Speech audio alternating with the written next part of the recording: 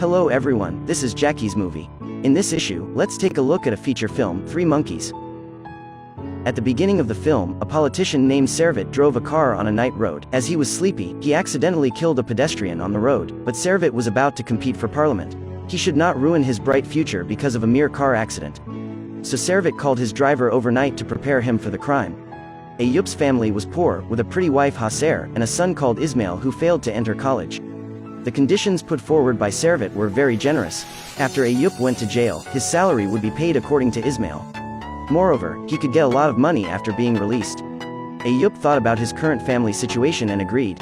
After all, he only needed to go to jail for a year to get the money he couldn't make in half his life. In the days after, Haser and Ismail could only visit him outside the iron fence. Ismail didn't go to university and he had nothing to do all day. He always wanted to buy a new car to make his travel convenient and soliciting money by the way. To satisfy her son's wish, Haser went to Servet's office to ask for a sum of money. She thought the money would be given to them sooner or later. The charming woman made Servet a little agitated. So the woman didn't bother much. Servet readily agreed. After the woman left, Servet watched her through the window waiting for the bus by the side of the road, so he used this as the starting point and drove to the woman. He claimed that he was on the way and could give her a ride. The woman dared not to bother her husband's boss and politely refused. But Servet insisted on letting her get in the car and stopped at the stop sign and refused to leave. The car behind was urged, so the woman had to get in the car. On the road, Servet behaved very gentlemanly and spoke generously and decently.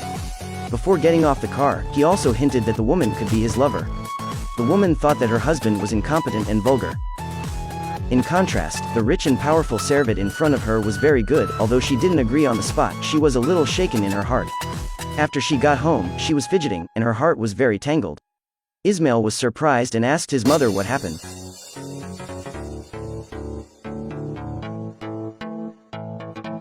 The woman laughed and said that the other party agreed to give money in a week.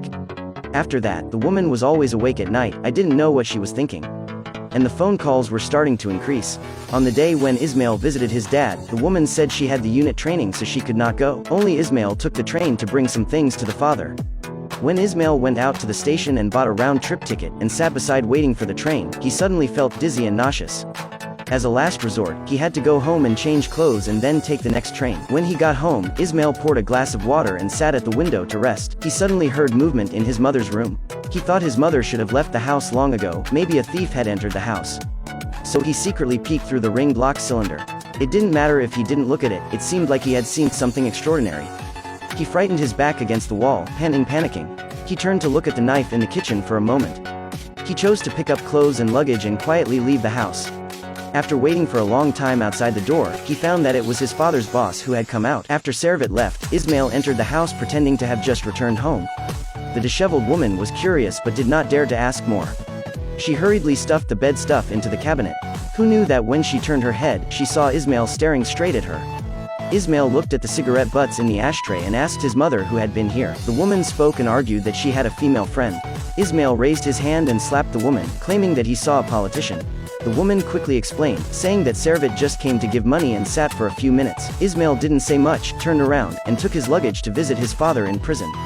When Ayup saw Ismail hesitate in speech, his expression was in a daze, so he asked if there were any other people in the family. Ismail was speechless for a long time and replied with a guilty conscience, no. After returning home, Ismail saw a sum of money on the table. He bought a new car with the money.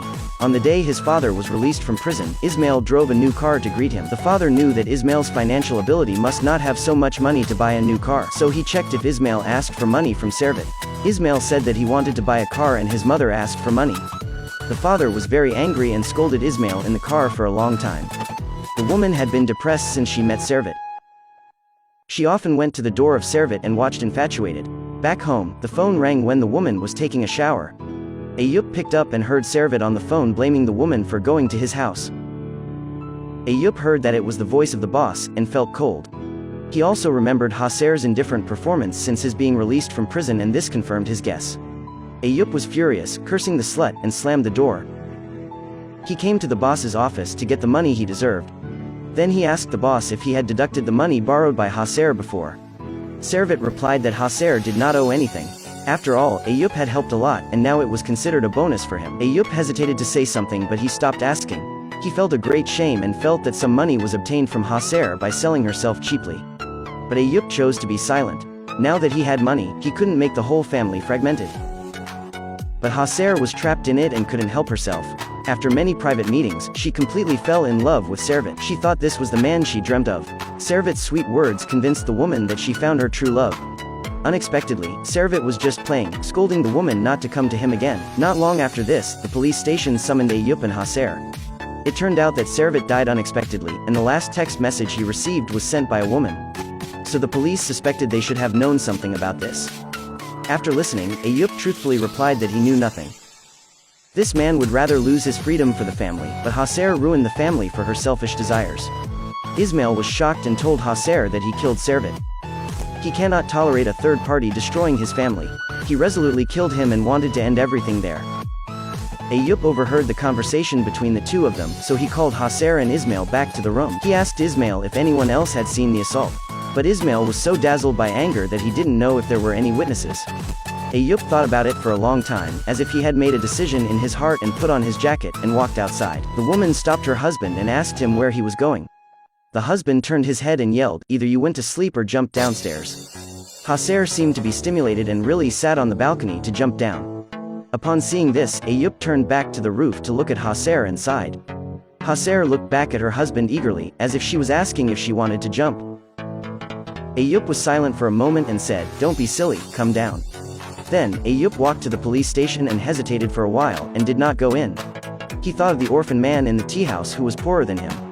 So he went to the door and asked the guy tentatively if he could help Ismail withstand the crime. After all, 3 meals a day were in prison, and the bed was warmer than the hard bench on which he slept. Besides, he was still young and he would get a lot of money, which was enough for him to live in peace and stability for the rest of his life when he came out. The guy sat blankly without saying a word.